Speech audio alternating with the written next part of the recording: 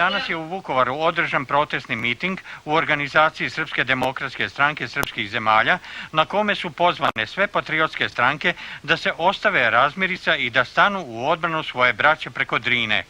Mitingu je prisustvovala i delegacija grčkog grada Korinta, koja je obavestila Vukovarčane da im donosi ne samo humanitarnu pomoć, već i opredeljenje za nesrećni srpski narod.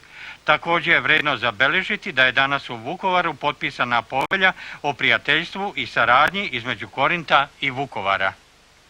Za proteklih 7 dana održano je niz sastanaka na teritoriji koju kontroliše Slavonsko-baranjski korpus, na kojima se raspravljalo o linijama razdvajanja između Republike Srpske Krajine i Hrvatske. Na sastancima su postignuti značajni dogovori, a za danas je bio zakazan još jedan, ali je zbog novonastale situacije oko Goražda i uloge pripadnika UNPROFOR-a odlučeno da se dogovor odloži, jer srpska strana smatra da bi u ovoj situaciji teško bilo pregovarati. Naravno, pregovore niko ne odbija i bit će uskoro nastavljeni.